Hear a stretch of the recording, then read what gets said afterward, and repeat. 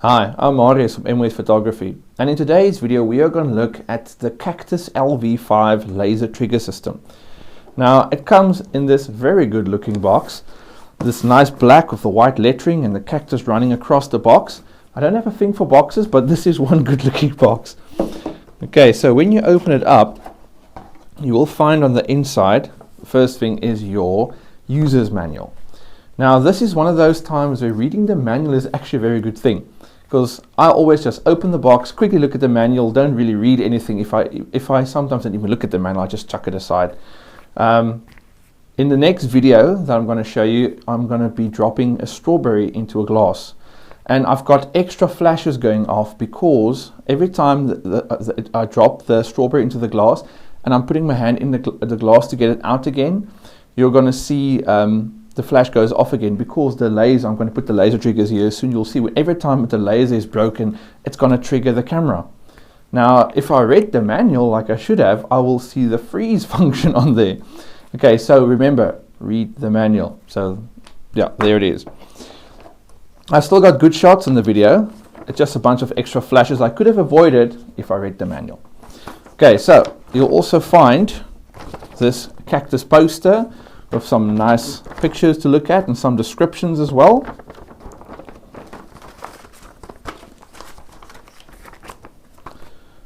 You're going to find a sync cable, and then very important, these two stickers. You'll see there are two of them. This I would put on the device, on the triggers, because you're going to need them to set your time for your delay or your freeze. Then when we get to the cool part, your system. Now it comes in two parts and then also a hood. So this is your sensor or your trigger, and this is your emitter, basically the laser. Now on your sensor you've got this hood, and this is very cool because this unit also works in sunlight. So if you've got bright light shining on this device, it could make it difficult for the trigger system to operate. So then you put this hood on, and you'll see it's got a little white spot there on the hood and also on the device. So if you align those two, it just clips in place, and there you've got your little hood on. I'm not going to use it as I'm indoors and there's no real need for it. Now at the bottom you'll see it's a 1/4 inch thread, so you can put it on your tripod, or if you've got a light stand you can put it on your light stand as well. Now an extra point I'm going to make, if you buy a light stand, always make sure you buy a good quality hot shoe bracket that your umbrella and everything goes through, because I've had a flash fall off my stand because I didn't have this dowel right here that basically fastens this top section. So if I put this on here, you'll see I can lock it in place with that dowel. So that's just an extra point there. Always make sure you've got a very sturdy bracket, because I can lock this in place with like that, and you can see this thing is not coming out. And it's well built, you can feel it's good quality, but this is still plastic. So if it's going to break, you're going to damage the laser or the sensor. It's not a good idea. Okay, so I'm going to attach both of them. Now this is a laser system, so obviously don't look at it, don't point the laser into your eye, and don't point it at your camera as well. So I'm basically having the laser away from the camera now, but the laser is obviously going to shine from the emitter to the sensor, and either if you break it or if you remove your hand from the laser, you're going to basically trigger the system. Now the units work on a 2.4 gigahertz frequency, and it's got 16 channels, so it's the same as your Cactus version 5. So here I've got on the camera, I've got the Cactus version 5 transceiver, and that is connected with a cable to the camera. So when this unit goes off, it's going to trigger the camera. I'm not going to take any pictures. That's why the next video is going to be for, to see how they work. This is only to show you how the units operate and what all the little buttons and dials on the units mean. Right, so that's done. If you look at this section, like I said, yeah, it's got the same 16 channels. But this thing has got basically a Cactus transmitter built in. So it's going to send the signal to that thing.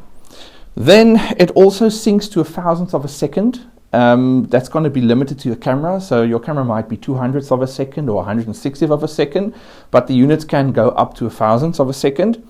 Then range-wise, these units, the version 5s, operate up to 100 meters or even further in some conditions. So this is going to be the same. You can have your camera up to 100 meters depending on your conditions that you've got. You can be 100 meters away if you've got a Cactus version 5 from this unit, which is pretty cool. Then these units, they can be up to 150 meters away from each other if it's very dark. If it's very bright, then it's going to be like up to 20 meters, like if it's outside and very sunny. Now the reason this hood was also in the box, if this is on here and you've got very harsh light shining, the laser can now shine straight in here and you don't have lots of sun falling onto the unit. That's going to basically make the unit not work properly. Now when we look closer at each unit, this one at the back, it's got a battery compartment. Now included in the box are 4 batteries, but you'll notice each unit can take up to 4 batteries. Now it also works on 2 batteries as well, so you might as well just put 2 batteries. Just make sure you only put it to the one side, don't mix it, because you'll notice it's got space to fit batteries all the way around. Do it as you see it on the video now. Just put 2 batteries in and then put 2 batteries in the other compartment as well. Then it's got also this little dial at the side you can turn, and this is to rotate the thing up and down so you can choose where you want to mount it. Alright, then on the side here, it's got a delay and a freeze button that you can choose. I'm going to explain the delay and freeze soon. And below that, it's also got a button that's going to be for single shot or multi-shot. So you can have, if something passes through the lens or escapes from the lens, not the lens, the laser, you can have only one shot being taken or continuous. So it will go as it's taking a bunch of pictures. Then below that, it's got the sync port that you can connect a cable to. And on the other side, you've got your you've got your test button right there. Now if this camera is turned on and this unit on the Cactus version 5 is set to RX for receive, if they are on the same channels, I'm going to just make sure if it's not working now. If I press the button, there you can hear, if I put my mic here, you can hear the shutter going off every time I press the button here. Now below that, there's also a dial. It's the same as the one that's on your Cactus version 5. It goes all the way up to 16 for all the different channels. Then at the top, there's also your button to turn the unit on and off. I find it very easy to turn the unit on. I continuously turn either the laser or the unit on by just accidentally touching the button. So it's sometimes a bit irritating. You continuously turn the thing on.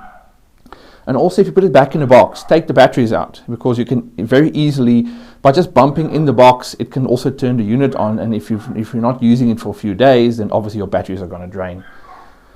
Okay, so when we turn the unit on, there are 2 ways that you can use the unit. Obviously I just need to align them a little now.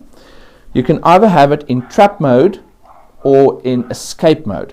Now in trap mode is basically if anything passes through the laser, it's going to trigger your camera.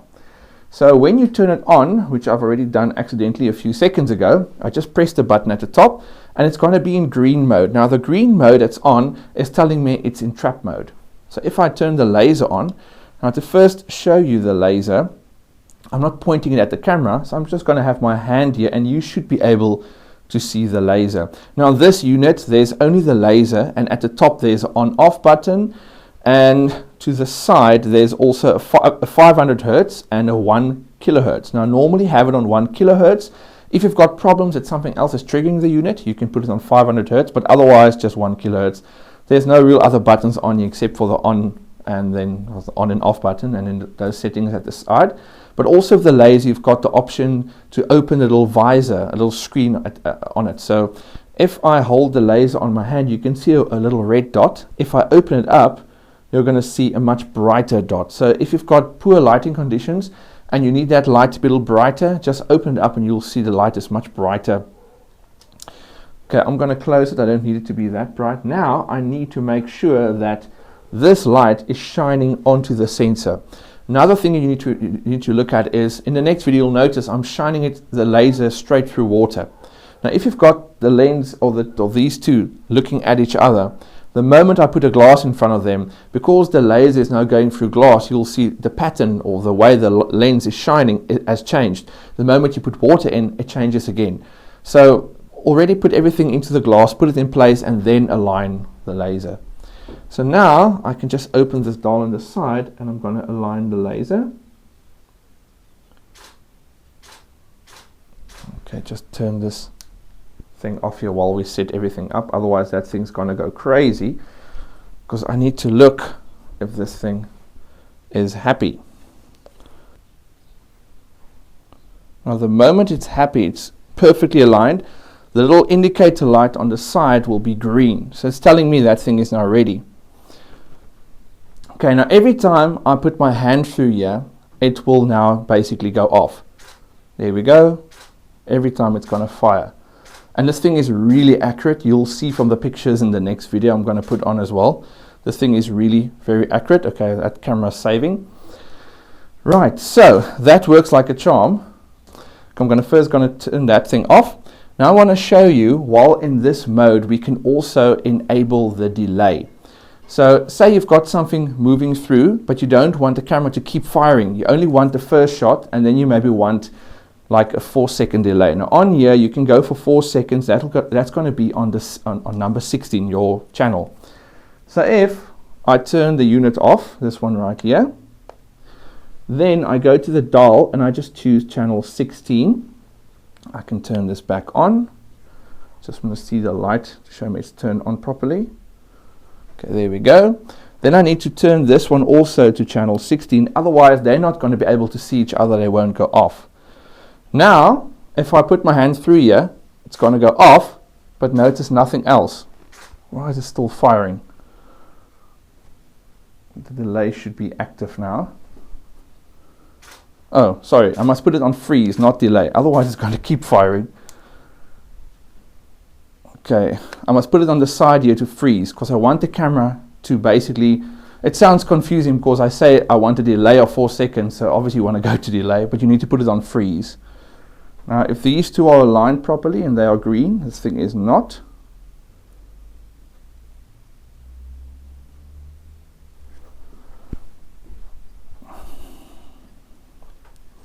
Just need to make sure that this light is green.